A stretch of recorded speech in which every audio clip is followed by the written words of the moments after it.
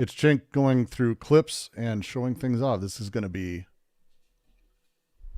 There's got to be a point where he just says the thing. Look in the he says it right at the beginning. Okay, let's just start it. Just start it.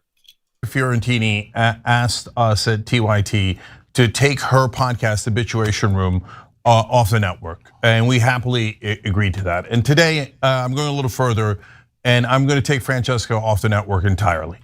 So you won't see her on any of the TYT shows going forward. So I want you guys to know why I'm doing that and how this whole situation is. Your hand in a bowl of warm water.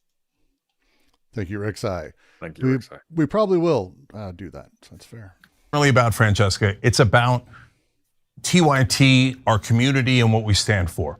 And so we're for open minds and open hearts. And so I want all of you to know that, and I want to build a community that believes in that and invites people in that believe in the same things. And by the way, if you don't believe in the same things and you say, no, I have a strict ideology and I have no open mind about that, no problem. There are tons of shows out there for you guys.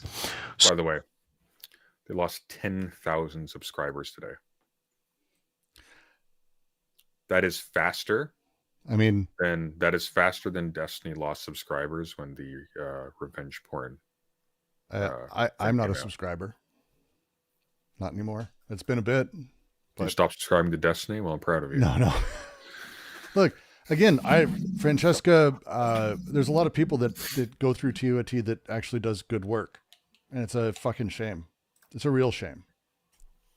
Yeah. So first of all, we've had some disagreements. I certainly have with some of the far left, but I think they've been relatively small. But if you think that they've been large, no problem. So they've been around the issue of crime. Did crime rise between 2019 and 2020?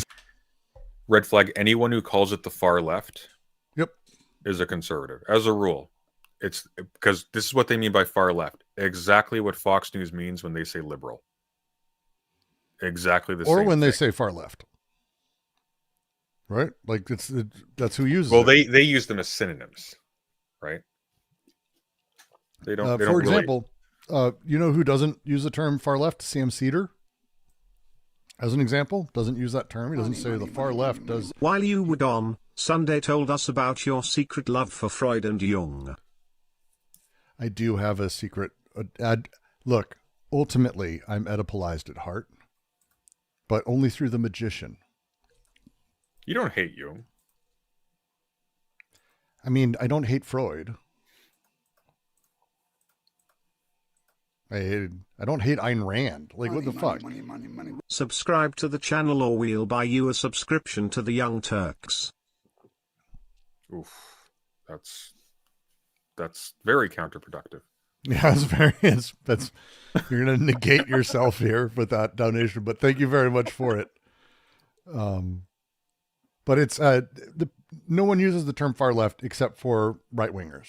Like, that's just how it works, because anyone who is progressive, even like AOC, doesn't talk about the far left. Bernie doesn't talk about the far left. Like, you know who does? Cenk. Yeah. Well, that's a fact. It did, but it's okay. We could have different interpretations of it. That's not an issue at all.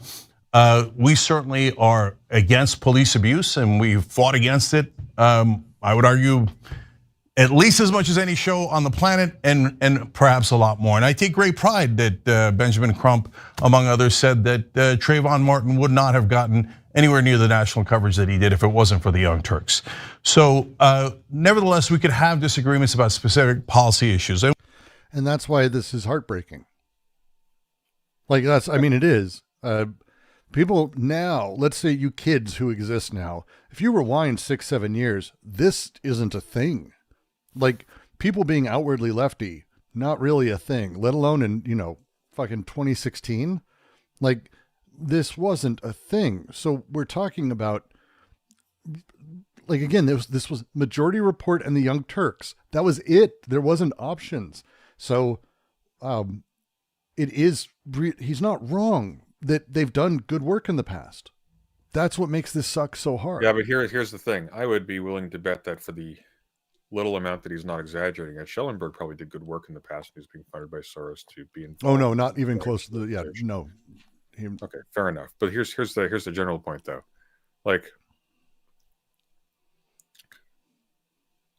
when you occupy a position and you do a job, even if you're doing it fraudulently in the sense that you're doing it without actually believing in the thing that you're saying, you can still do that effectively. And that's why this is so damaging, because these people built up trust and built up a community and built up stature as that, so that when they turn, they first of all humiliate every single person who followed them and who they now pretend is representing. And simultaneously, they take their pedigree helping those people in order to do things now that hurt them. Again, I'm not saying that they're awesome or anything, but I think for me the point is more, I believe in allowing people to change, and that means both directions. And the work that he did, I'm not going to say that he had the wrong view. The stuff they did around Trayvon Martin and police brutality was real, even for Anna at the time. I have no doubt about that.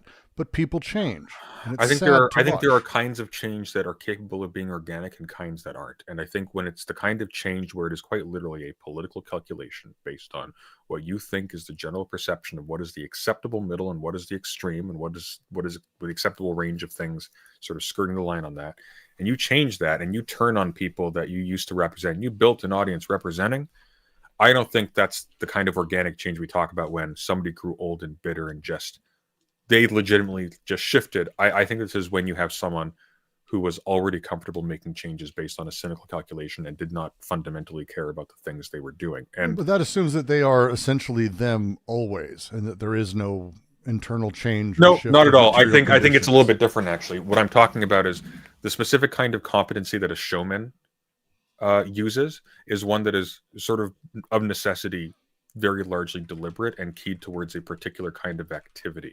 It's different from the kinds of changes that happen to a person over time when they're in sort of like just experiencing life and having like quiet reflection and whatnot. This is now you always at any given time have these particular connections to other people, not just in your real life but in the media as your persona, and you adjust those things based on those connections. What is revealed is what the nature of those connections were. Changes on the surface level like this, you can't have your cake and eat it too in this respect. People do change at deep levels, and sometimes what's on the surface is manifest of stuff that happens down there. But in this particular case, when all of the activity is surface, when this is all presentation, I don't think you can then say that, well, like, no, I think there's just absolute sincerity behind this because there can be no other. It's like, no, their job is presentation. When they choose to say something publicly like this, the specific... No, but here's the thing. Like, just because here's the direction of where a person sits and how they sit and what they respond to. Cenk is actually, I think, a really interesting version of this because he is an ex-Republican. Like, that's where he came from. He was a soft conservative Republican prior to like Bush, like the 90s and things. Yeah. And he began making the turn thanks to the wars in Iraq and a handful of other things. And he began to shift over time towards what we would call more, I don't know, I don't want to say progressive, but liberal. He became more lib than anything. He was not lefty at any point. And he definitely ended up in some places touching into progressive politics. It was really for him the war in Iraq and everything that happened with George Bush that pushed him completely away from the Republican Party. Here's the problem. Here's the problem, though. Yeah. What is the war in Iraq? Just as a thing, what is it? That's not a thing that's possible to answer. I think it is, actually. It's an historical event that had a particular set of inputs and a particular set of outputs. It's trivial. So changing your political positions Sam went based on over a bit of this and told some Cenk stories on the Majority Report today. That would be interesting to watch too. That would be. When you change your political positions based on an event happened and something bad happened as a result, you're changing your political positions based on a series of exigencies that you don't fully understand because they're immensely complicated, which could have turned out in some way otherwise, which means that this is like parable of the sower, okay? This is seeds on shallow gravel, springs up really fast and then blows away with the wind. the reason for taking that position can now be a mirror image of you're switching sides based on what you perceive to be a weakness publicly in the position or a weakness in the stance, but not because of an actual, like, not because of something actually ethically rooted. And the problem is, if you're, for example, a conservative in that atmosphere, then you also buy as a conservative in that atmosphere that progressives are fucking everything up and controlling everything. And so you might actually be very susceptible to the notion that progressives are running the world and that there is money to be made and power to be gained by playing that game yourself. And this is indeed exactly what. No. Yeah. So I look, Yeah. I'm not big on psychologizing people, but I'm like Cenk as being like straight up grift as a thing is tougher for me. I think he is this thing that he's doing here, if we're going to say that there is a through line, is just what's in line with kind of what he's always been, which is someone who has a very particular set of investments when it comes to how the government is involved in our lives and the balances of power within democracy, the liberal tradition. He is in that sort of position. He's a Bidenite type, if anything, with a little bit more, somewhat more progressive values and views on policing and things like that. But the shift for him and the thing that hit, and again, it wasn't going left in the Iraq war or going progressive during the Iraq war was not a thing that made anyone popular or made anyone any money. That was not a thing that existed at the time.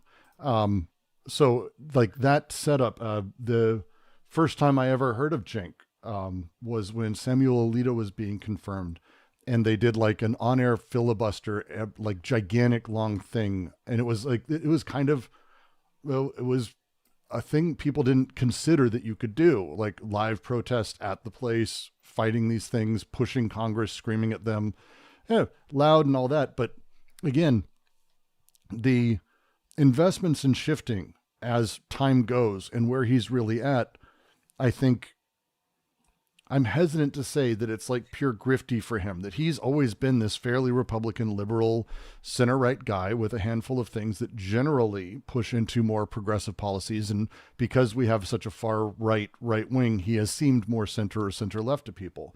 Anna, I think, started in much of the same position, had a few more sort of lefty takes, but Cenk surrounded himself with people who I think propped up a better view of that. And that over time you could see as people left and they talked about this, or as people stayed and they didn't talk about it, you can see kind of who coalesces around who Cenk has become, or where his real values and investments sort of sit. I'm hesitant to say that it's deeply cynical. I don't know. I'm looking at a guy who's like,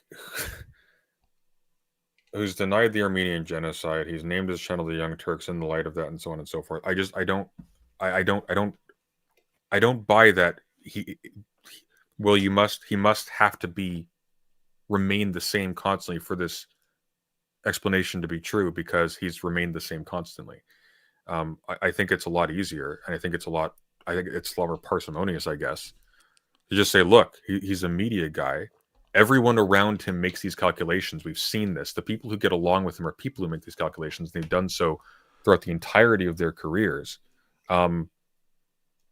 He saw where the winds were turning, and he made a decision. And that is indeed where the winds were turning. It's not simply the case. I disagree with you a little bit. Like, obviously, I lived through the Iraq War. Be very careful about what you say about the winds turning for that. Like, that's not accurate. The winds didn't turn for the first couple of years of the Iraq War when he was not for the first couple of years, but they absolutely did. And moreover, there absolutely were like successful platforms that did criticize it. Like, that is a thing. It wasn't the same as it is now by a long shot, but that did exist, right? I mean, it was Keith Olbermann and MSNBC. Sure, Yeah. you could make that argument, and some of that. There was a handful of lefty talk radio stations. He was the progressive voice on Sirius, though. As someone who drove cross country a lot at the time and had Sirius, he was the guy, and it was fairly unique. And again, the ability for him to have sold out during the Tea Party era and join. I'm not saying, just to be clear, I'm not saying he's sold out. What I'm saying is the basis for his moves may have very well had to do with the perception of the strength and longevity of different positions, and not to do with a principled sort of like leftist ethic behind the scenes, which I think is a fair assumption based on what he's doing now, and based on the fact that the decisions that he has made up to this point that led him to this point don't require you to have that ethic, right? That's all I'm saying. I'm not saying he sold out back then. How we got to this is I was agreeing with him because I think they did good work, and the TYT thing. I'm not denying that. Yeah. The Trayvon Martin, the work there, the way that like status quo operates now, what Jordan, and I love what Jordan does. But what they do inside of status quo originated with what TYT enabled him to do. And when he left, and he had good, it was a horrifying thing that happened there, but like he was able to do that with TYT as well. And it was like the enabling of a handful of good people, enabling of a handful of bad. Again, the whole thing that's happening with Francesca, I find unconscionable, because what she's saying is, Cenk, you're giving too much room to Republicans, which is a thing that if you go back to like 2006 or 7, as people started, as people were finding George Bush less palatable and making moves a little bit more to the left, he railed against the idea of, which was popular amongst Democrats as they started grooming Obama and others, don't go too far left. And he'd be like, that's what we need. He was scream shit like that. So he's kind of become, and getting rid of Francesca is kind of getting rid of his younger self, which is fucking weird to watch. It's again, I've watched him for like literally 20 fucking years, 20 plus years. And it's just very strange to watch. And I know people like him, and they're people who are center right or right and have sort of, because the right wing is psychotic, but I think found themselves in opposition. Yeah. But I think that's the thing though. I think people think that there is a person behind the person who's on screen. No, definitely. I agree with you. Yeah. But like the thing of it is like, this is a media man. When he makes decisions in public, regardless of whether or not he believes it behind the surface, when he makes moves like that, that is in that particular ecosystem, and it is because of causes in that ecosystem in particular. There's reasons germane to that area of activity for why he does what he does. All I'm saying, I think we're having slight disagreements. That's the whole point. No. But like I think more to the point though. Like I just want to clarify. I don't think he thought to himself, "Oh, I will grift off of this." No, what I think happened is you sort of like softly feel like these big things moving, and you have sort of a general sense of where they're going. Because there's also another reason why there was relatively timid, it's certainly like mainstream reactions to the Iraq War. And a major one, of course, is just the fact that platforms like YouTube weren't really a thing back then. You didn't have like news coverage independently like that at this small little indie scale that could just like proliferate. But see, I think he just has a huge amount of cultural machismo and other things that have bled into a general center right with some good. He has some good positions. Flatly, he does. I mean, he's an idiot in a lot of ways, but he has a lot of good positions. And so does Jordan Peterson. But it's I'd love one position. Washing your balls is a healthy practice that everyone with balls should do. The biggest reason I think I'm saying this is because when we think about like the reason we're here and what Francesca is talking about, just because it's just a quick moment. This mental space is not the same thing, right? Like, because we're talking about Cenk and Anna here. It says, speaking of mainstream shows, Cenk, Anna, did you know Jimmy Kimmel featured one of Hassan's tweets on last night's show? I know. Everyone loves Hassan. He's super famous and rich. We got it. That bitterness broke out of nowhere. No, I get it. Like, no, I know. It's super salty. I love Hass, and I'm actually really happy for him. But, like, I also reflect on my own career and feel like a massive failure sometimes. So I don't like. I don't want that to make you feel bad about yourself. I'm not able to. You think the fucking New Yorker is gonna write a fucking glowing profile about me? Are you fucking kidding me? No, of course not. Of course, like. Anyway, I guess I do care a little bit about it. Yeah, apparently. Like, there's a little bit. That's something. She's something, isn't she? Oh yeah. Anyway, like, why the fuck didn't I just play video games? Why the fuck didn't I just play video games? Look, here's Maybe the thing, I okay? Look. It's 2025, okay? Yep. In 2020, Cenk Uyghur starts Rebellion Pack. Who does he pick to start Rebellion Pack with? Oh yeah. No, Brianna Wu. oh yeah. Okay, so like let's be clear for a second. This guy seeks out and befriends and stays tight with grifters, not with real leftists, not with real progressives. He doesn't have common cause with them when it comes down to it. In the back end, they don't get along. In the back end, he's mocking them. He thinks they're silly and gross and whatever. Like, this is not the attitude of someone who is genuinely motivated by like sincere feelings. Certainly not at this juncture. And again, like, do I think he was like, he cackled to himself and thought, I'm going to fool the masses into thinking I'm a progressive? No, I think what happened was he saw an angle and he took the angle, and unfortunately, that's actually the same thing. Oh yeah, really. no, I get that, and again, it's a thing. So, even that though, I don't necessarily fault. It's everything is an angle. I never fault a hustle. I don't fault a hustle. I fault a hustle. I fault a hustle when you're tying women, children, widows, and orphans to it. Okay, what you do with it. I agree. He's now swinging them around like a flail. Hey, Trayvon Martin would have gotten this level of attention if it wasn't for us. And now he's screaming about how we need more police and we need to. Yeah, again, it's where you have this fucking weird Titanic shift, but it's not really a Titanic shift. I get that, but it's just again, it's very just weird to watch overall. It's just very surreal. Then we do on slogans and framing, etc. For example, defund the police, Latinx. These are normal disagreements within any community. And I certainly would never want to shut that down because we're, again, for open minds. And of course, we've had some disagreements on the issue of transgender rights. Let me just say quickly what my position is, because a lot of people outside of the network have been misleading you about this. So I'm for 100% constitutional rights for transgender Americans, because why? They're Americans, just like the rest of us, and they should have the same exact rights as us. They should be protected in bathrooms. They should definitely be allowed to serve in the military. And I happen to think that they should be allowed to play, transgender girls should be allowed to play in girls sports in high school.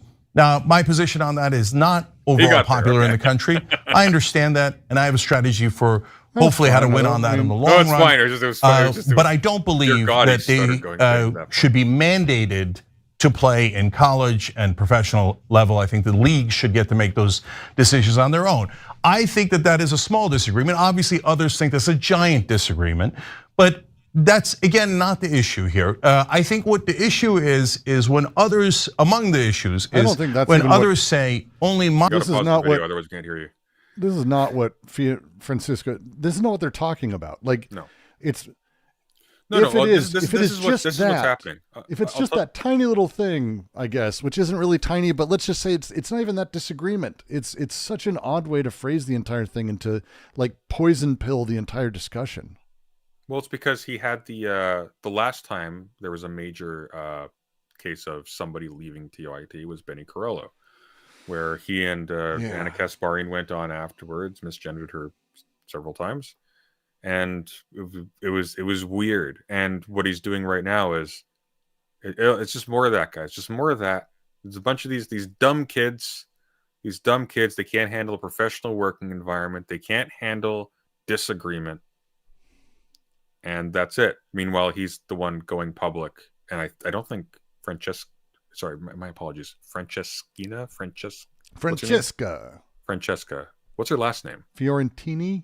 That's what's happening. I'm melding her first and last name in my brain for some reason. Clearly, I'm too tired. She has an amazing last name. For some reason, my brain is like, she's called Franceschini or something. It's like one of those last names that like I'm jealous of because it's just such a killer. If it's a real last name, good for her. If it's not, brilliant invention. Point is, it's like he's got a bit of a problem because most of the people who leave are coded women. And in addition to all of this, it's like she didn't come out first, I think.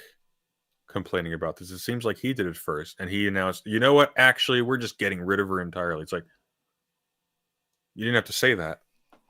You could have just been quiet and let her explain, but you don't want to do that for the reason that her explaining it isn't flattering to you. So, yeah. My opinion is the correct one, the moral one. Everyone who disagrees with me is unintelligent, immoral, collaborator, etc. Well, we'll get to the specifics on Francesca in a second. I'm saying that generally. And that they speak for the left. Well, let's find out if they do speak for the left. This is a little bit of Francesca, a little bit of Emma Vigeland from Majority Report, and spliced in is the actual facts about what the American people think. And interestingly, oh God, what No, what the Democratic American voters people think. What is what the American people think matter here? We're talking about you, Cenk. didn't he just say, see if Oh, they're he's looking, really the look at his left? face. He's looking rough, man. Didn't he say they're really the left? We'll find out if they're really the left by polling Americans, because that is a. Do you know what I usually do? Is I look to America for progressive policies. That's what I do. Is I go, you know what I really want is whatever Americans mostly agree on. That's the right thing. That's the right thing for me to do. You know what I would do if I was a I already know what this looks like. if too. I was feel a, like if I was already a, know if this. I was a rather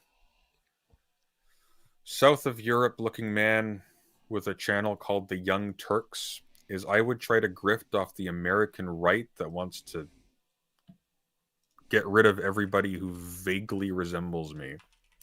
That's a winning move. I would sacrifice my entire audience and break loyalty with all of my employees and everybody who I built up with, and I'd try to curry favor with them. I think it's a smart investment. I think it's going to work really well. I think if I was Brianna Wu, I would really want to be the one good trans woman that Trump is gonna let into the fold. Oh, I said the name of the show. Sorry, go on. Oh, that hurts. That Yeah, hurts. it does, doesn't it? Good. Oh, it's just Glad it all I can think is like, hey, Martin Luther King, have you looked at the polls lately?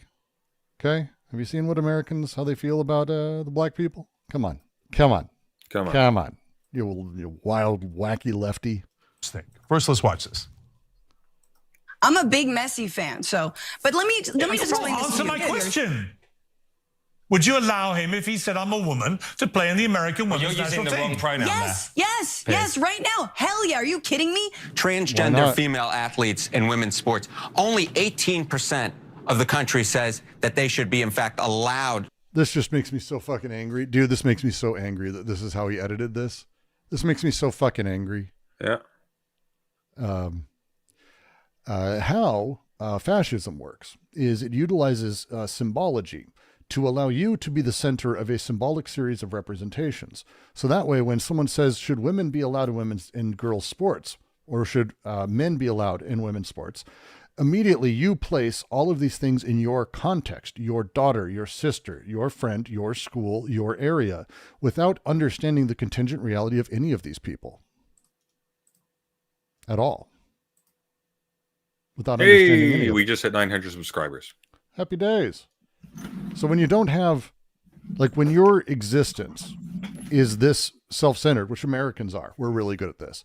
When they ask this, you're going to go, well, I don't want men, because you're picturing Hulk Hogan, men playing sports with my daughter who's 10. And you see things like that because you don't notice or look up. Would you let Rick Moranis take part in women's boxing? Would you let Rick Moranis take part If in he men's identified as a boxing? woman? Yeah. Would you let him take part in women's boxing right now? No, because he'd be killed. Would you let him take part in men's boxing? Like what does this mean? Like, why are we this is not the conversation. The conversation is, hey, by the way, we should be looking at people contingently. I always use the same argument, and Joe Rogan again, this is how fucking dumb he is. The argument's the same as wrestling or anything else. Weight class comes first. Women's boxing, if a trans woman is 260 pounds and 6'7", don't put her in the lightweight class. She's not a featherweight. Like, she should be competing against others her size. Just like I wouldn't fight Floyd fucking Mayweather. Fuck, I wouldn't fight any of these guys. But like, you don't do these things because Jesus Christ, it's not a gender thing. It's a that person thing. So treat it as a that person thing. Also, just by the way, I am like 245 pounds and 6 feet tall, and I've got some muscle bulk on me. Thank God. Otherwise, this would not be pretty. It already isn't. I would be very afraid to be in a women's boxing arena with people probably you'd be in my weight class. A little over half my weight. I would be very concerned. You'd be in my weight class. We should do that sometime. If you ever want to box, let me know. That'd be fun for me. I'll tell you what, guys. If we ever get $1,000 in donations, we'll have the Punching Brooks stream. Okay, it'll be great. That's what would happen. Canada will probably be a 51st state by the time we get to that point, though. It's fair. In women's sports. Your argument is really bad on this, and you're out of your depth. You're correct that trans women should be able to compete in women's sports, but your argument for it is just scientifically and factually incorrect. I'm actually not bad about this. I'm 100% right on this. I don't give a the scientific explanations. People, if they identify as a woman, get to compete in sports. If that's not fair in the short term for a variety of little competitions, I don't give a And I mean, my goodness gracious, 79%. You rarely get 79% of the country to agree on anything. Because the societal interest of including trans people in society trumps stupid competition. Full stop. So I'm right about this. I fucking love Emma. I do. She's a treasure. When she gets passionate, she's a treasure. You're wrong about this. You'd let Lionel Messi play in the women's national football team and destroy women's football forever. You'd let Usain it'd be Bolt. very difficult. Just as a note, if you were to ask all the women probably in the women's soccer, sorry, don't care about football, they would all be like, please? People would come and buy tickets. Like, of course they'd want Messi to play. What the fuck? Like, it's such a strange way to think about this. Hang on. To get a ticket, which would suck. I want to do a little checklist here. You'd let Usain Bolt compete as a sprinter in the American women's Olympic team? Yes. Okay. You would let Floyd Mayweather compete as a boxer in the women's American boxing team? If there are women in his weight class. Again, I got to tell you. Answer that way. They need to answer that way. Like, here's the thing. I like Emma and whatnot, but like, you need to answer. You need to add in because that's a rhetorical trap that they're just walking right into, and it's frustrating to see. If Floyd Mayweather has women in his weight class when he transitions and he becomes Florina Mayweather, good for her, but she should not be in the featherweight division. Here's the thing. So the trap that's no, I agree with you. The trap that's being laid out is actually really easy to see, but you don't barrel through it. There's a specific way to diffuse it, because here's what people are seeing. Because here's the thing. They think, oh, we're protecting women. What they're actually saying is women are weak and pathetic. I'm thinking of my 2-year-old daughter over there, and I'm thinking of this giant burly man just kicking her around. But here's the thing. Women are in boxing not because they're weak and frail little delicate flowers that need to be protected. However, you do need to have weight classes so that men fighting other men aren't brutalized because they're fighting someone with machinery that's multiple times their size. So the answer is like, exactly as you said, like, would you let Usain Bolt run with women in his class, or whatever, however you rate that? Would you let whoever box in their weight class, or whoever that is? Or if you need additional metrics because that's not sufficient, they're specific enough, do that. That's all. Like, you adjust the categories by the physical properties of the people there, not what's between their legs. Because guess what? A woman who's 170 pounds, who's an Olympic boxer, would kick my ass. And for a long time, and it still goes on, by the way, is the idea of whether or not homosexuals should be allowed to play on street sports. That's a real thing. Do you remember that? That's still a thing, by the way. This is a thing actively happening still in a lot of rural schools. And it's the best response of all time is actually Doug Stanhope. Why did I know it was going to be? It is. Because Doug is a fucking brilliant leftist who doesn't even know it. Because his point is, because you inevitably have like that, the conversation always ends up, well, do you want to be in the showers after the game with a guy who, likes you? It's like, why in your sport, how does he put it? He goes, after two gay guys doing gay porn finish their day, they shower separately. why is your sport different? One of the best lines maybe of all time about it, because it's like they go home and they shower separately. So maybe it should be a better conversation about why guys who have $20 million a year can't afford separate showers.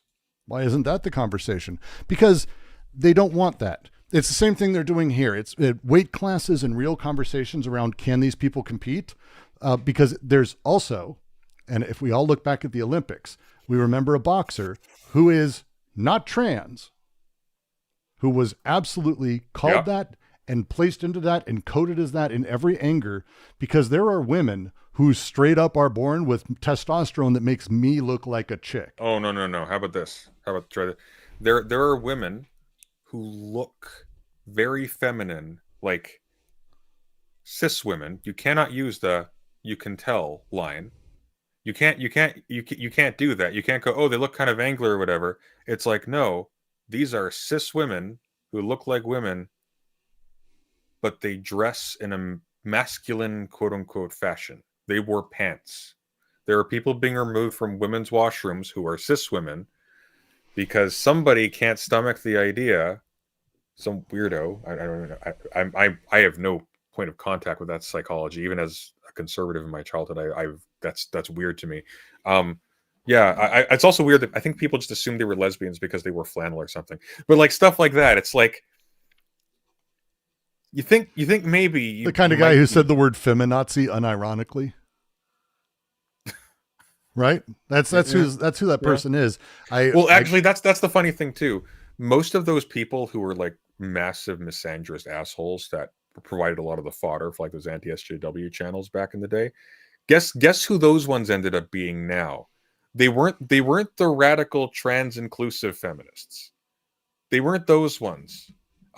Generally those ones also fell off for similar reasons, because suddenly after like being in the public eye and being like, oh look, that's the feminist representation, they started turning on their own because that's not who they were. And again, it's one of those things that you kind of end up with two people in this argument. The vast majority of people, especially this is America, have no concept of real sports. When I say this, they don't do the sports. They don't understand the sports, or they don't compete in it. And it's really horrifying, the number of people who like are fans of these things and presume like, oh yeah, no, we're going to have boxing where it's like, you know, Floyd Mayweather transitioning and beating the shit out of some 10-year-old, because that's the story that the right tells. But if anyone competes in sports, you know that doesn't even happen within genders or within setups. And if you are someone who knows that, you should be almost excited about that. Who the fuck cares? Letting people compete and be in their classes and be in their positions and fight and become the best of what they can be. That's the whole fucking point in theory. But again, not really to these people. Horrifying. Would you let Magnus Carlsen play in women's chess? Does he have a butt plug? Yeah. Opposing them in women's sports. You get 67. It would be his right as an American if he did. Oh no, it's a joke about the butt plug scandal. Sorry, that's okay. No, I don't know the butt plug. Wait, did he have a butt plug scandal? I don't think it was him. Oh, was he getting was that he was cheating? It was the guy who had the butt plug that like someone was zapping his butt. It's like I like it. It was Neiman. That's right. What are you talking about? Hang on. Wait. The story of Hans Niemann's alleged vibrating anal beads and the biggest scandal in chess. Oh, he was getting cheat tips through his butt plug. Yeah, someone is that the conspiracy? Yeah. I thought that was fake. Oh, you know what? But I want to believe. I want to believe. Here's the thing. Everything's fake, I think. But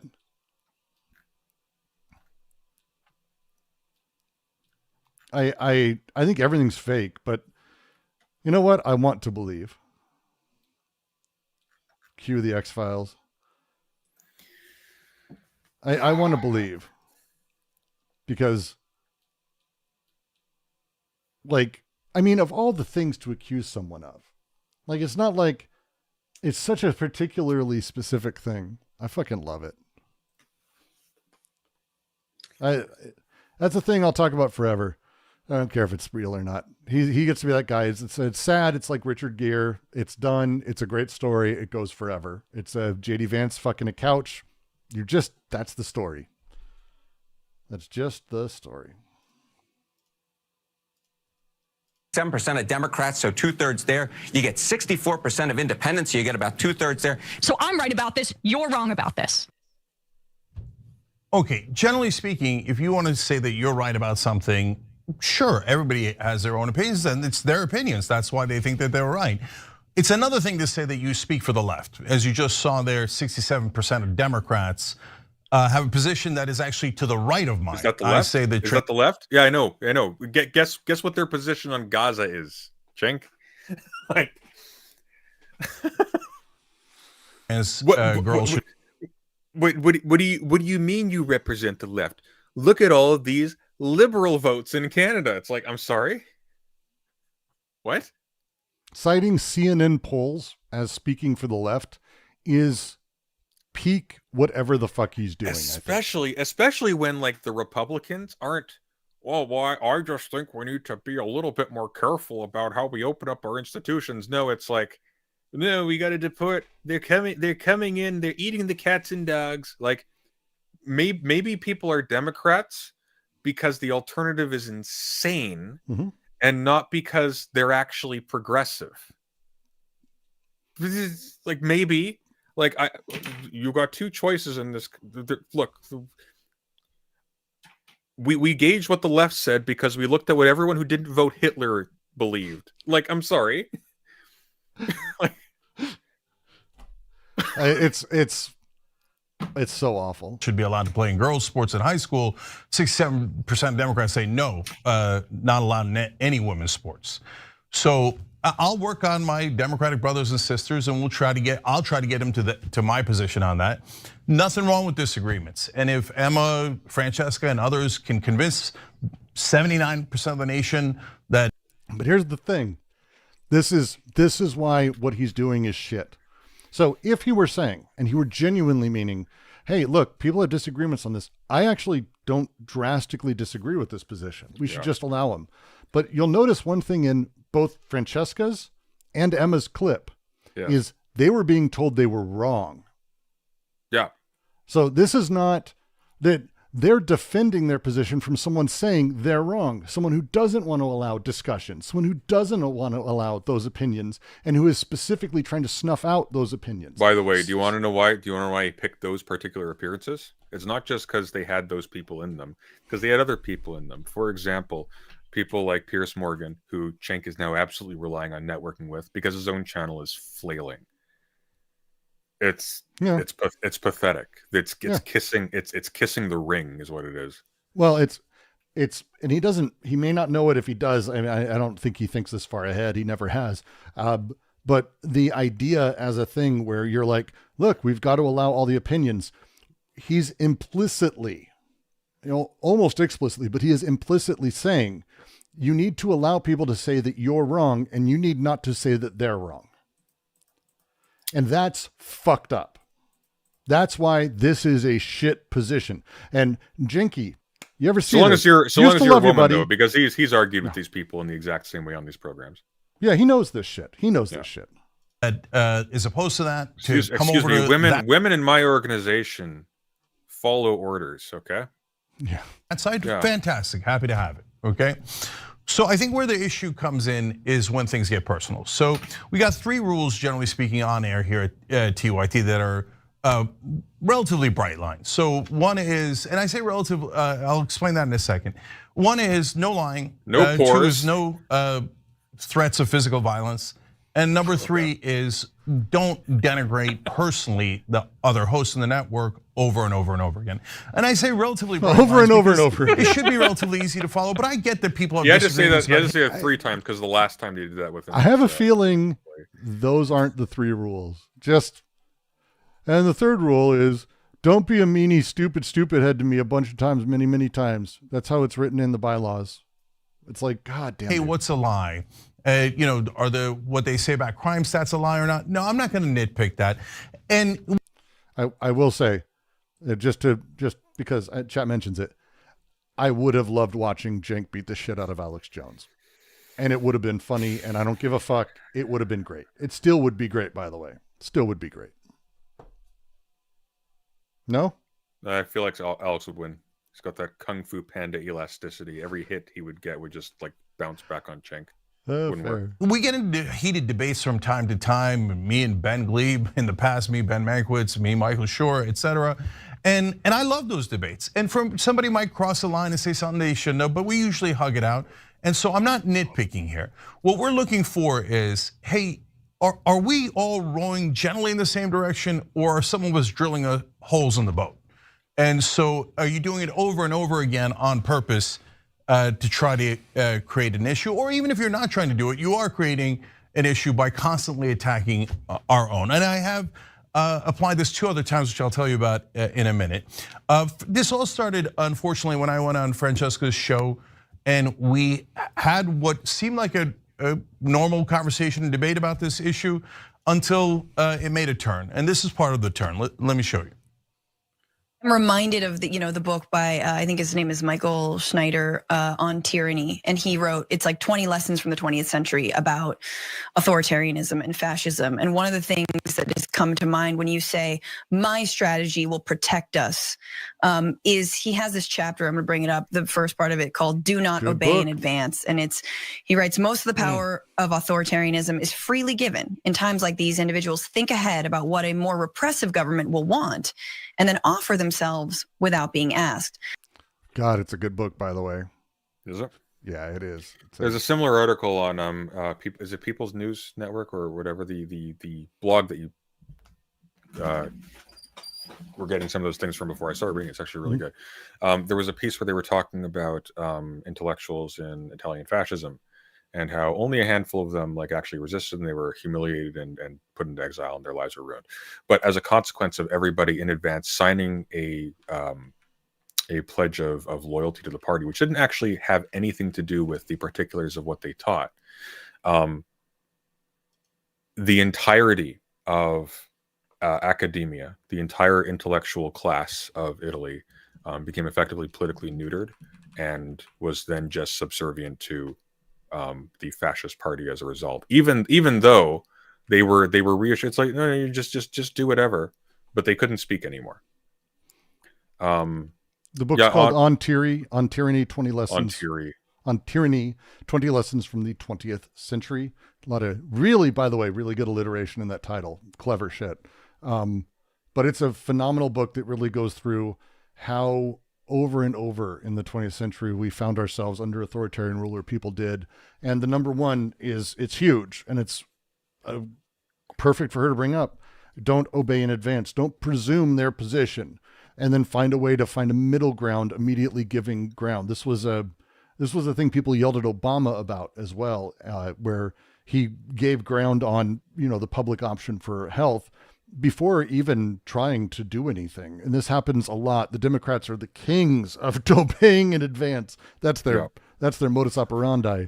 And it is disappointing to see Cenk doing it. Well, I mean, it's relevant that Trump was able to sell himself, not insignificantly in part because he's a guy who can deal. And fundamentally, like, that's what these things are. They're negotiations. If you immediately turn on your belly in advance of any request being made for you to do so, they'll go, okay, yep. What else will you do for me? Exactly. A citizen who adapts in this way is teaching power what it can do. In other words, you don't have to do the sort of crackdown on the left around speech because I'm going to do it for you, or you don't have to come to me. Down. Again, you're misstating it. I'm doing the exact opposite. You're cracking down. See, that's wait. Hang on. Wait. Pause. Cenk, this is him. This is Cenk's choice of clip to make himself look better. He looks like he's immediately spazzing out because somebody mentioned free speech, and you don't need to clap. No, you're clapping out. You're clapping down. You're the anti-free speech. It's like, and it's again, it's what I just said. What his thing is, and I don't think he's doing like lying when he's saying this. He believes what he's doing is what he's doing. And I think what he's missing is that the clips he showed were them being silenced. Francesca and Emma being silenced, told their views are invalid, defending their views. And instead of Cenk doing what he's claiming to be doing, which he should be attacking the people who attacked them. Fuck Piers, fuck this other person. You guys have completely valid opinions and you shouldn't be stopped from having it. He's saying, hey, whoa, what you're doing is really bad. You should just let them say that your ideas are completely stupid and that you're garbage. Can you do that, please? It would be much nicer for all of us. It would be easier for me to network with other larger, more successful populist channels if you did that. Yep. I'm going to do it for you, or you don't have to. That's what he's mad about. That's what he's mad about. He's mad about people from the Young Turks affiliated with the Young Turks going onto these channels and making them think that the Young Turks is not a hospitable place for right wingers. That's literally it.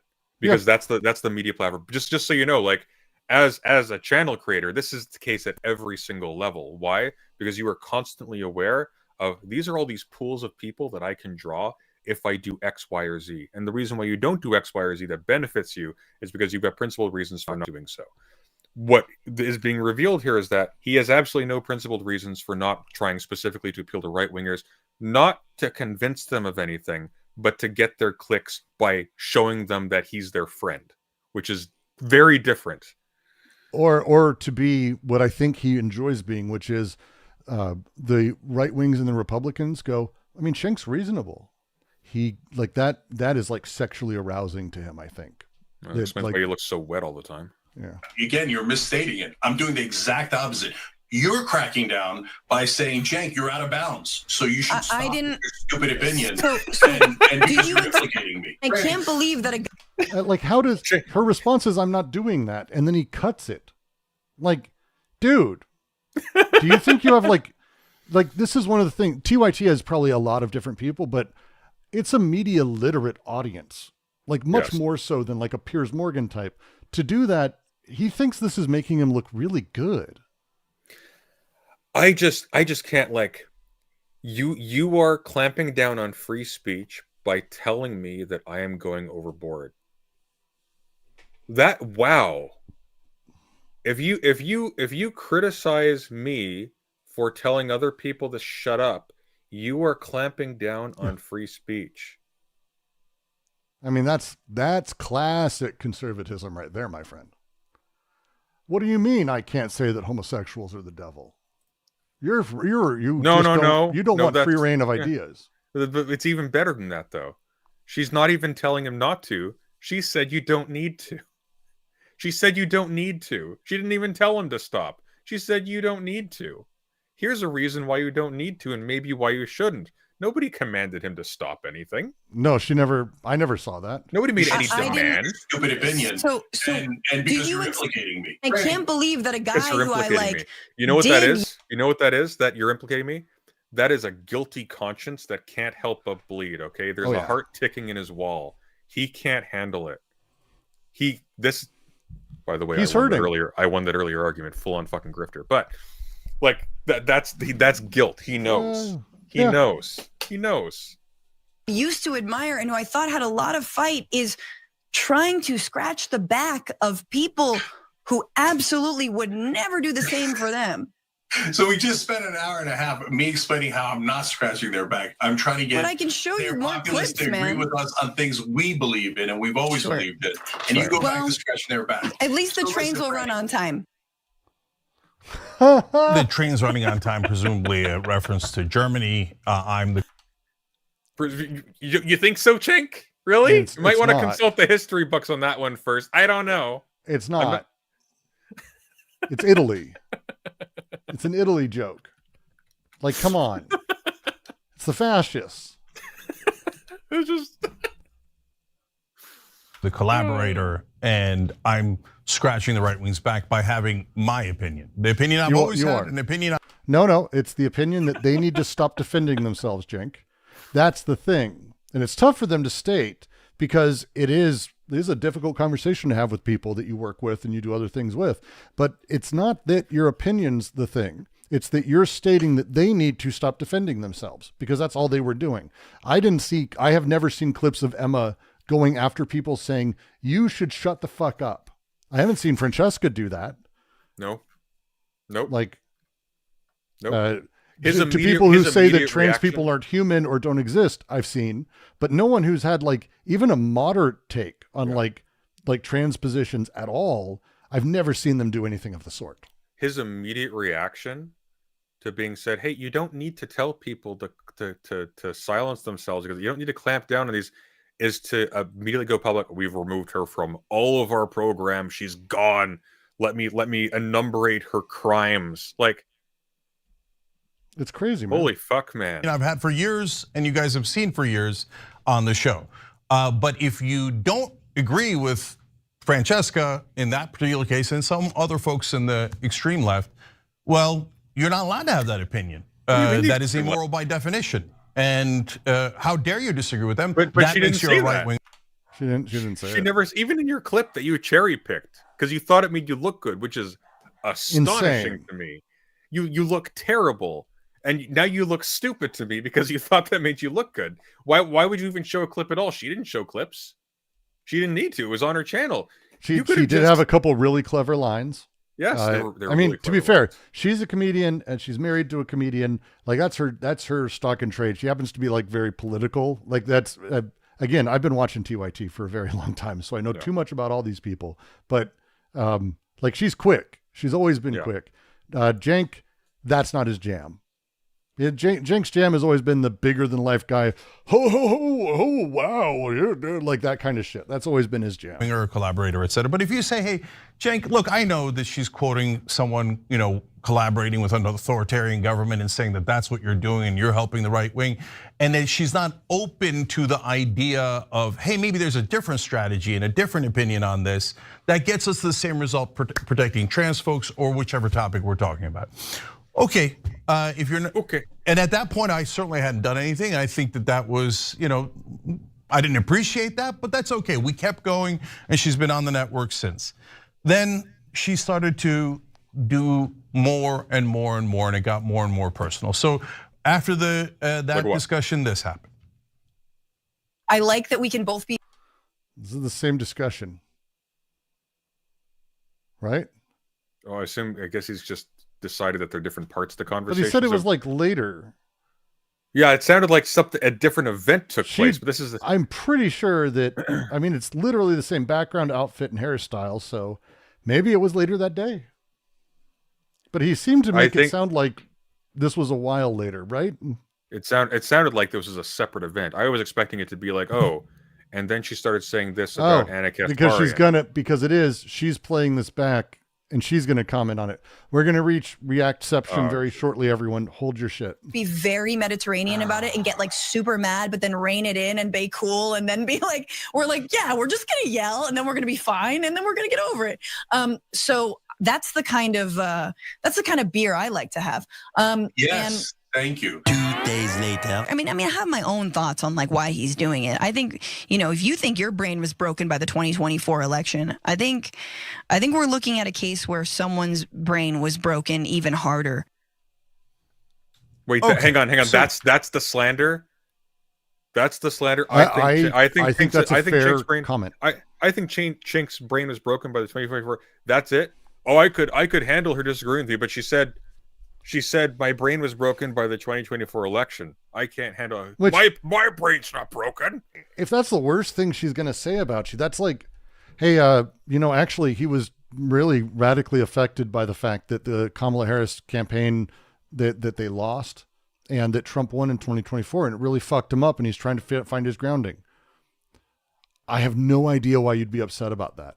You could say that to me and it'd probably be accurate. Like, I think 2024 broke my brain. I don't know about you people, but it's not an insult, is it? It's a common turn of phrase.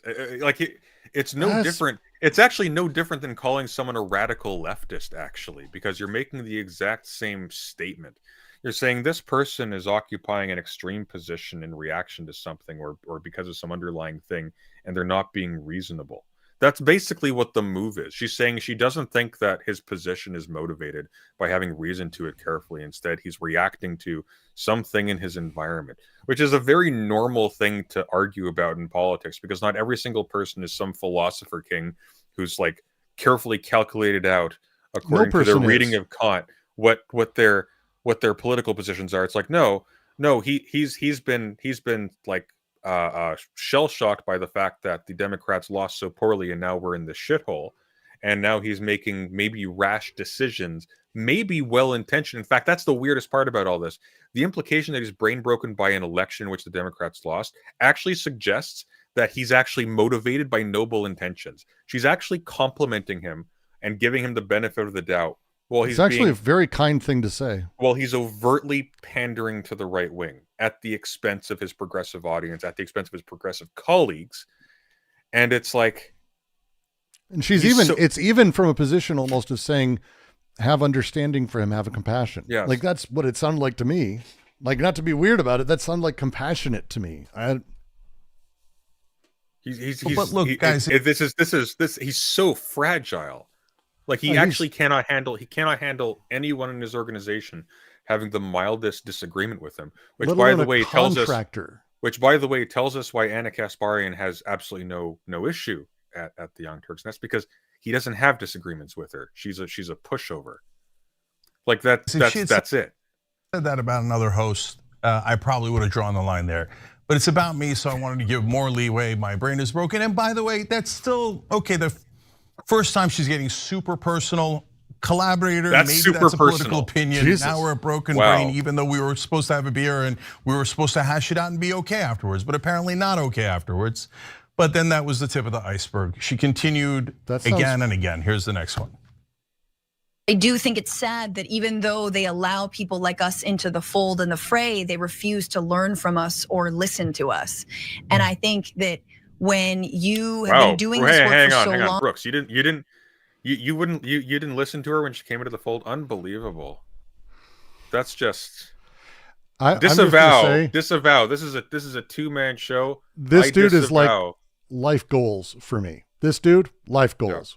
Yeah. This is life goals. I want to have my guitars. I want to have an amazing chair that's like at a cocktail table. That's like a cocktail table that he's got sitting there. Brooks, pool table behind him. You can wear a full body onesie. You can wear a teal onesie anytime you want. I need to find one that fits me. It's very difficult. I don't think it's a onesie, by the way. I think it's like a jumpsuit or something. I don't care. It's amazing. Okay. This guy is living my dream. God damn it. Look at that. Fucking great. And he's set up like at a distance. I might do that. I might pull up a chair and do this for our next show and just like, listen. Yep. Like his hands are over. I love it. Man, he wins. And you still cannot grasp the idea of intersectionality, how race and gender and class all intertwine with one another, and how the fascist goal is to divide us based on these lines. Like I don't know like who you are. Like I don't even know if you're smart. You know what I mean? I don't even know. First of all, I don't know who your political mentors are. I don't know who you look up to. I don't know what your touchstones are. I don't know if you know your history in terms of like civil rights, women's rights, gay rights struggle in this country. I don't know anything. I call into question all of that. It sounds like you are just an opportunistic mouthpiece who wants clicks time and time again. Okay, so obviously it's getting deeply personal there, opportunistic mouthpiece. That's fair. That one's fair. That's pretty personal. Can't grasp simple concepts, not smart. That being said, but guys, and I'm not angry. Look, people have different. That being said, he also flat out cut her off and told her, no, you're all anti-free speech because you made a mild criticism of me telling everybody else to shut up and bend over. Like, it's fair. Like, yeah, that's personal, but it's also earned. So the first one is like petty. If you're gonna have a relationship with people, where you allow dissent, which I enjoy having real dissent, you have to be ready for your shit to get hurt. Like, that's just the way it works. You have to be ready for that because generally speaking, most people don't say things to hurt you. It's not really how a lot of this works. People try to describe things or are trying to communicate. The vast majority of it isn't being said to you. It's not like they're actually stabbing you with a knife. Even if they say something to hurt you, you have to take it in a way that allows that pain. So it's one of those challenges that you just can see in him. He was incensed just rewatching that clip just now and how serious he got and how that was too much. And it's like, my dude, we just watched you telling her to shut the fuck up. And here's the thing. When he says like, and I hate when people do this, when he says like, look, this is any of the other co-hosts, I would shut this down right now. But I am a big, strong man and I can take it. Like, you know what that means? That means he's looking because has she said anything about any of the other co-hosts? So I have an excuse to get rid of this bitch who's questioning me live on television. That's what it is. And he couldn't find it. He couldn't find it. Different opinions, and they want to make it I personal. mean, actually, I don't know. He probably found one. She's got to have critiques. Probably found it about Anna, that's for sure. But probably not. Again, these are very mild things. I think I've seen people. I mean, you and I have said worse shit about each other to each other a lot. Like, this is saying like I don't think he's thinking through things. I think he's being a little opportunistic. She's also very professional. So like, you know, she wouldn't, for example, write a blog post on their professional website saying, it seems like there is a sea of tits out here, and I am drinking in tiny droplets. Obviously, the genes of women are flawed. They're poorly designed creatures who do not want to have sex nearly as often as needed for the human race to get along peaceably and fruitfully, unquote. I never wrote that. Whatever you're about to say, I never wrote that. I wasn't talking about you. I'm just making sure everyone knows. I didn't. No, Cenk wrote that. Oh. You didn't know that? I've never seen this.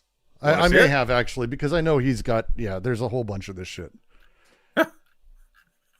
That's a thing. And it's like, here's the thing. It's a joke. It's a tasteless joke, but it's like, no, this is the professional who knows how to comport herself professionally. She's still going to criticize people she works with on her own show, by the way. This is on her own show. Like, it's very clear that his understanding of like her own show and her blog and whatnot, like, when they are part of the Young Turks, no, this is his. You serve me. You work for me. Yeah. It's gross. Someone in chat said, I've seen Emma go after Sam and Sam go after Emma way harder. Yeah. And with a lot more passion too. Yeah. I'm more sad about it. Brain broke is I'll nothing. Say something at the end about that. But to me, the attitude that is toxic, and that's what I don't want at TYT. I want to build a community that is really open to conversations. I want to build. I want to build a community that is really open to agreeing with everything I do and say in public. That's what I want. Like, but here's the thing, though. Emma wouldn't say about Sam Cedar that he is nakedly grifting because she can't, because he doesn't. No, he doesn't. It's not a thing that even fits in his type of personality. Yeah, but I also think she would if he did. Oh, she would, without a doubt. Like, yeah, it's just pathetic. It's like, speaking you're not the of main grifting, Cenk. If you're out there and you haven't liked and subscribed to the screen, please do. There's a donation link also in the chat. If you head up, you can drop in on Stream Elements, drop us a little note. It gets TTS, and we will actually respond to what you're saying instead of just looking randomly at chat and deciding if you're worth it. Because again, You're not. They refuse to learn from us. So the idea is, well, obviously I'm right and the only moral center of the universe, and I already. She's trying to tell you, Cenk, that they're the ones being silenced and they're responding, and you're helping the silencer. That's what she's saying. I had to learn this. This is a tough thing as like a big, strong personality, like white guy in space. It's difficult in leftist spaces to not be hyper gregarious. People in bars, yeah. Well, I mean, that was another life. I've had a weird life, dude. Yeah, but I'm gonna laugh at that one. Sorry, keep going. It's a thing. Don't mess with Brooks. Sorry, go on. I mean, mess with me now. I'm old and fucking out of shape and fine.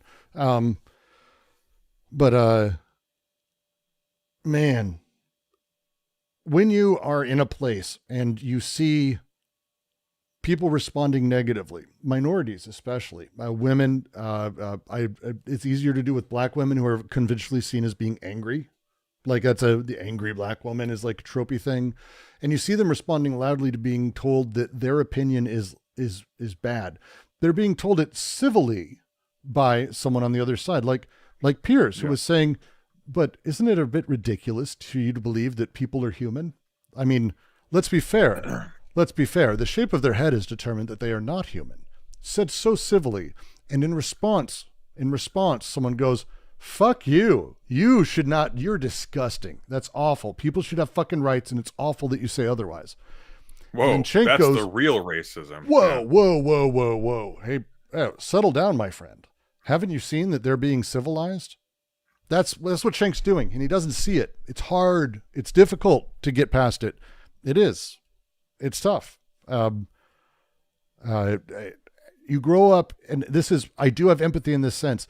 My age group and older, this is not a thing that you cared about, and it's trained into you in a different way. It's very difficult to think about it because you're the 90s and the 80s, the way that respect was taught, how it was taught, how it was used, how it's used in schools, very different than how it was in the 2000s or even the 2010s.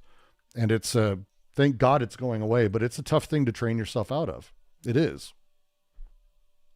But you need to. You gotta. Because that's what he's doing. Very frustrating. Sorry for the ramble. He told him that, and this guy wouldn't even learn from me. It's just such a deeply arrogant thought. But she didn't say that. If someone disagrees with you, they need to be. She didn't say that. This guy, I told this guy a thing, and he just wouldn't let. She didn't say that. She never said that. That's a cliche and a stereotype of, no, it's your job to shut up and listen and learn from the people who are speaking. And there are a lot of assholes who do that. But that's not what she did. What she did was she said, it doesn't, I don't know you personally. I don't know like what's motivating you. And when I observe your behavior and what you're saying, and maybe the fact that you had this ridiculous, clownish, fragile response to having it suggested to you, that maybe making it your life's mission to silence leftists from criticizing people on the right, that maybe there's a reason maybe to not do that. You flipped your shit and immediately started freaking out about how she's trying to silence you by suggesting that maybe you silencing other people isn't the best thing. Like, you look embarrassing. And what she said was, it looks like you're not motivated by anything good. It looks like you want attention. Why? Because the only alternative explanation is that you're insane. Because you are intellectually unreachable, and you're doing things that run directly counter to your avowed values and goals. So, like that's it. Nobody ever said, "Oh, this person wouldn't learn from me."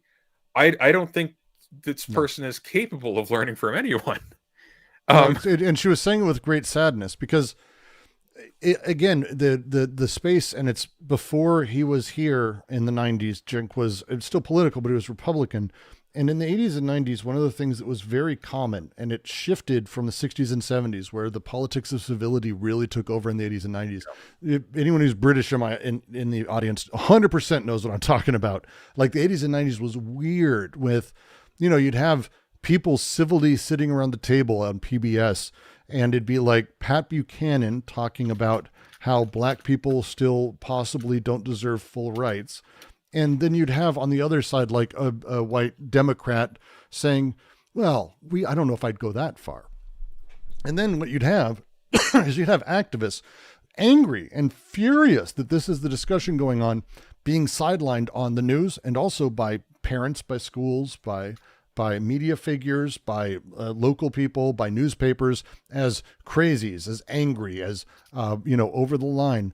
And that space that sort of began to exist, that really collapsed, I want to say, thanks to George Bush. Good job, buddy. We owe you that one. And has shifted into where we're at now, which is, I think the politics of civility is dead. And the sooner we can kill its corpse and stop walking around in it, the better off we are. The politics of civility was always dead. It's only use and its only place was as an excuse to shut up the people who are directly affected by things, because that tends to make you a little uncouth. You tend to be a little less mild-mannered when it's your life that is being destroyed by the arrogant wafflings of people who have power but aren't affected by any of the consequences of the decisions that they make. And it's how you end up in a position where people talk about Malcolm X. And I was, when I was young, like 80s, when we were learning about the civil rights movement, Malcolm X was seen as the extremist angry one. And that's why he wasn't able to do anything. This is how it was taught to us when I was like before I was 10.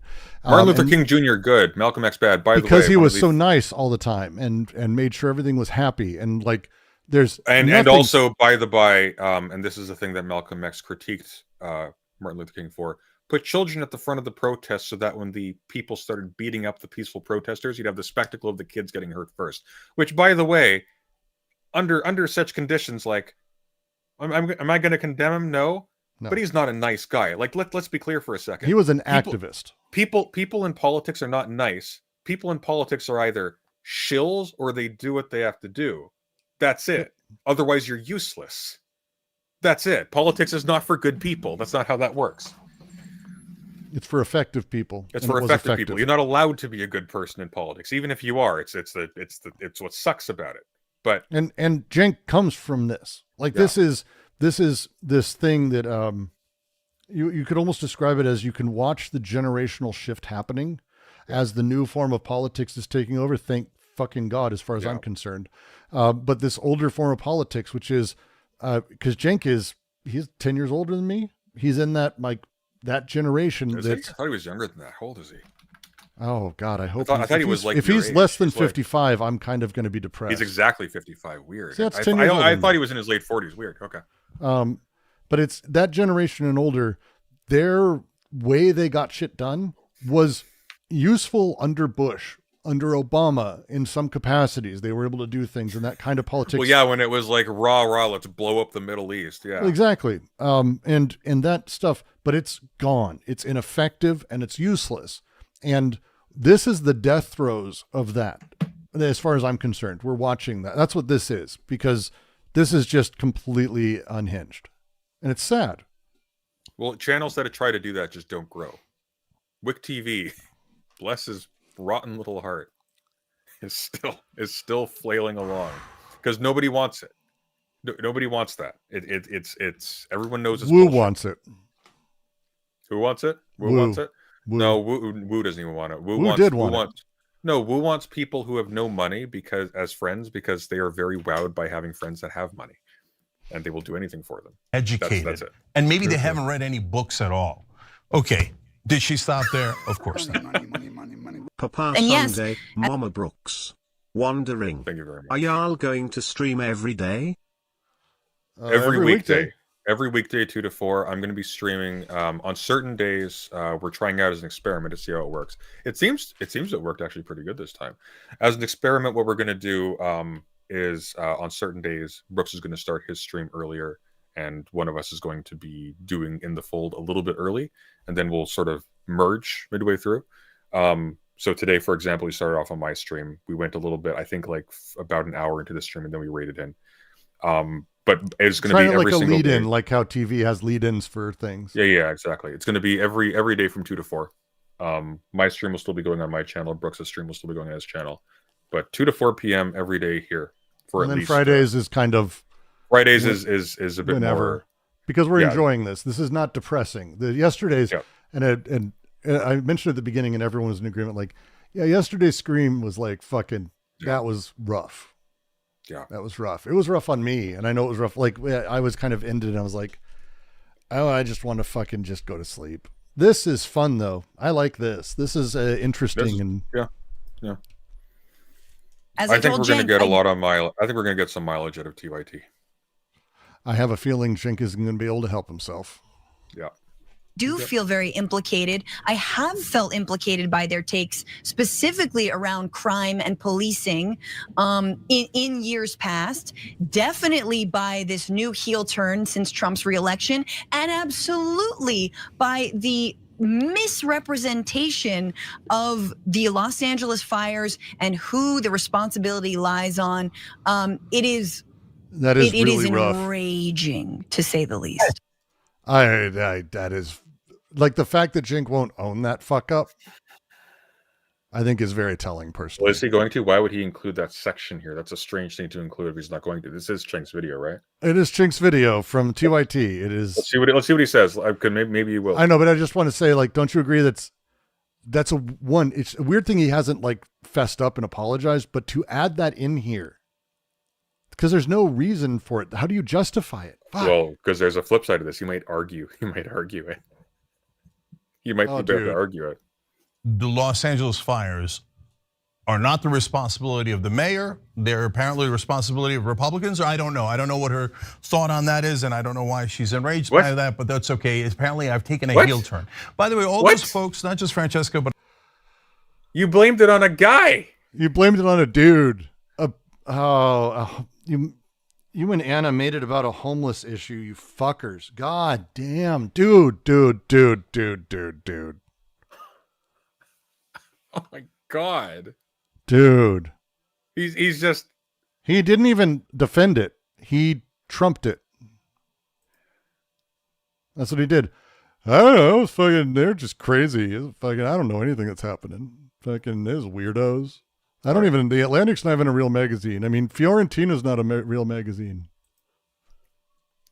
I unfortunately have to wrap it up because I have to take an important call. I'm so sorry. Do you have 5 minutes, or are you finishing up now? I got five. We can do 5. We got to. I kind of want to. I kind of want to skip ahead because there is.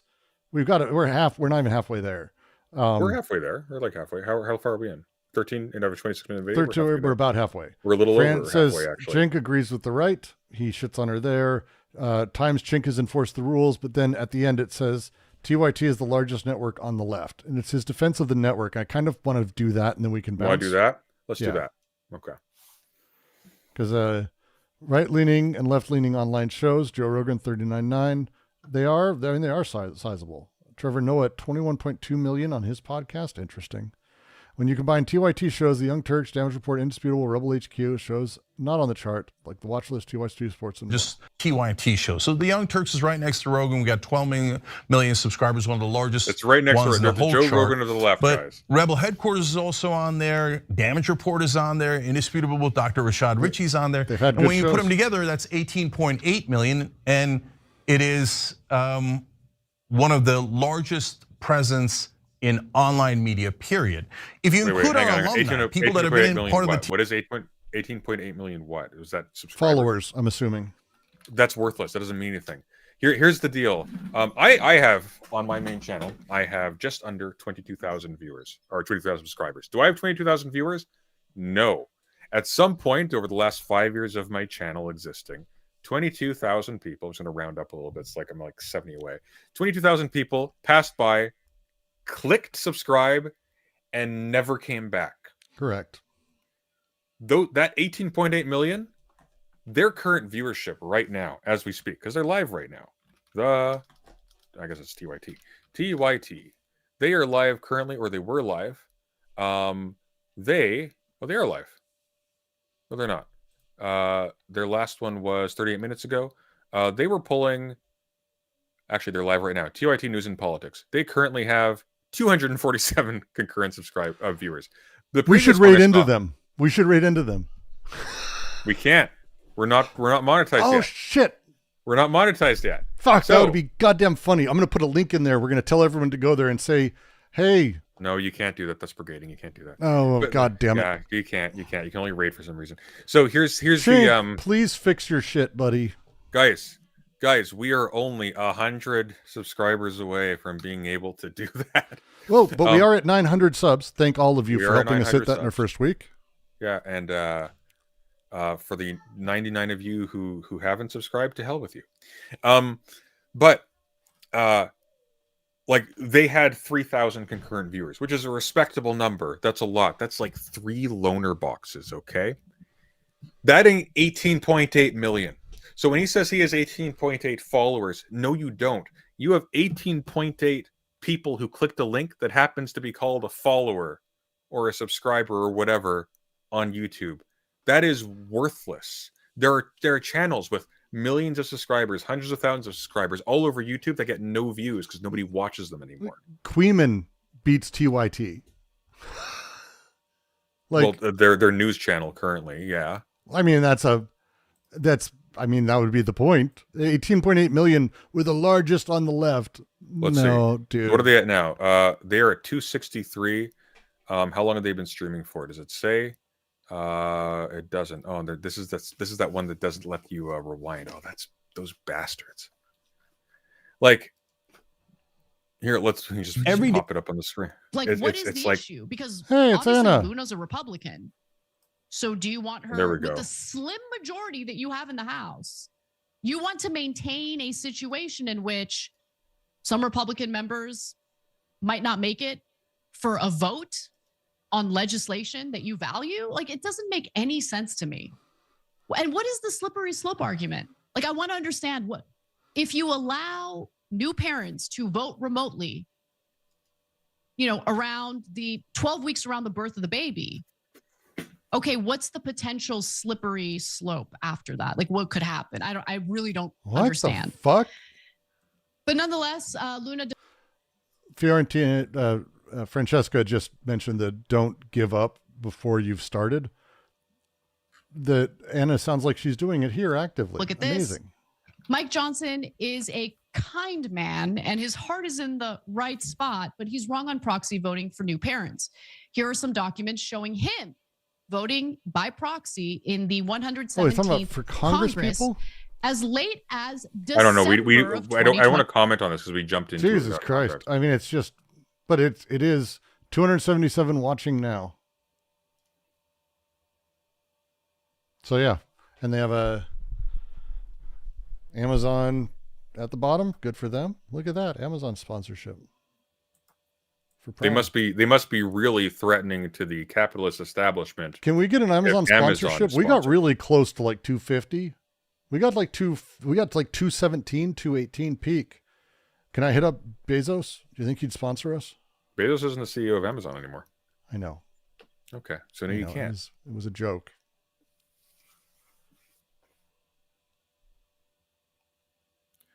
Excuse me, is this Mr. Microsoft? I'd like a sponsorship from Doom. Yeah, it would be fun to call people and do that. TYT network in one way. He is chairman. This is way or another throughout the years. They were at 30.1 million subscribers, but with the way that how did he include our alumni, people that have been in part of the TYT. See, including the people who have touched our stuff and who have been part of our systems, we include them. That's how big we are now. Network in one way or another throughout the years. They were at 30.1 million subscribers, but with the way that Media Matters does it. Today, actually, when you include all the platforms that we're on, some of which Media Matters did not count, we have 27 million subscribers. Now, why do I tell you that? Because guys, we're trying to build something. Fox News has dominated discourse in this country for at least 20 years, almost 30 now. And they've made an enormous difference, and I think for the worse, for the much, much worse. We're trying to build a network. You know that Cyanide and Happiness cartoon, The White Knight? Mm-hmm. He's just like, we have some. It's like a Batman character, but he's just wearing a KKK outfit. It's like we have some issues with your behavior. He's looking at photos of him like just arresting just specifically non-white people of various types, and he's like, "What's the problem? We're supposed to arrest those black people. You're not leaving any for the rest of us." That's all I'm hearing here. It's like Fox News has been so successful, and I envy them so hard. That makes a difference for the better. But by the way, you don't have to agree with us, and you don't have to say, oh, well, okay, then great, and we should help you and support you. No, you don't have to do that. Build something of your own. We are, and everyone else is, and here's the problem. Like, Cenk, good on you building TYT. Happy day. Like, genuinely, it's better than the Daily Wire as far as I'm concerned. But that's high praise. I mean, it is not. It is not. But what's happening is the same thing that always happens in these spaces. People who are slightly more conservative mentally or are thinking longer term, whatever it is, yell at the more extreme, the kids. That's what they do. This is the fucking, you guys need to learn to relax. You need to learn to do that because I learned and it's better for you. And they don't get, and you don't get, that Francesca, Emma, us, others, Vanguard people, others who are pissed about this stuff and angry are not saying that no one who can have a minorly small disagreement on trans rights in college sports. Nobody. That's not a thing. That's 5 people on Twitter who yell at you all the time and you take too seriously. The rest of us are trying to say, no, actually trans people should have rights. And we're getting yelled at and told we suck and that we're fucking wrong and that we should shut up. And when we respond angrily, you go, hey, got to chill out. You can't just don't. And then we go, dude, shut the fuck up. You're like, shut the fuck up. You're saying that to me. And it's this insane place of resentment you've built yourself into. And it's incredibly painful to watch. I fucking hate it. I've got a different analysis of this, and 2 points before I make it very quickly. First of all, I hate this stream title so much. You have no idea. It's well done, but I hate it. Secondly, we do need to wrap up after this because I'm being urgently told. No, I know. We're getting out finally, of it. Finally, though, there's an additional element to this that I agree with everything you just said. I'm going to add to this as well. This is also why people are mad about this, because Cenk and Anna, they built up this platform as a progressive one. It took up a lot of media space. Now with the media space that they've gained and the audience that they gained, they're throwing their weight around and trying to intimidate smaller channels from disagreeing with them, because they absolutely are doing that, including, by the way, like making themselves a gateway into viability for channels. So, for example, oh, this person minorly disagreed with me on this stuff. Minorly disagreed in polite terms.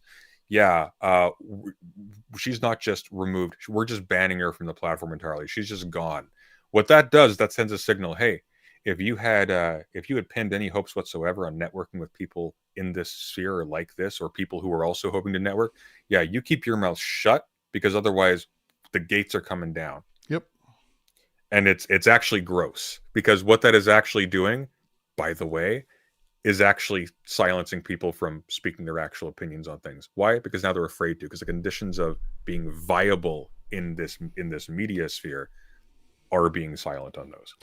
And when you have a channel who ostensibly and visibly has what he's claiming about and how Media Matters looks at him and how other media figures in traditional media look at this space, they do look at those numbers. That's what he's right about. He's wrong that they're useful. You are correct on that, Sunday. The numbers are not useful, but they look at those numbers and they go, holy fuck. Look at this guy. He knows what he's talking about. He's the successful one in the space because of all the subscribers. And him shitting on Francesca, him shitting on Emma, him shitting on other people or in this position is gatekeeping those people from having mainstream acceptance or mainstream awareness or even being part of a conversation that might be broader. Because I don't even know if it's personal that he wants to control that, but it's 100% what he's doing. And it's really frustrating. Hi, A happy thought. Oh, I don't have a happy thought, but I have a secret to tell you. No, it's about a happy thought. Hello?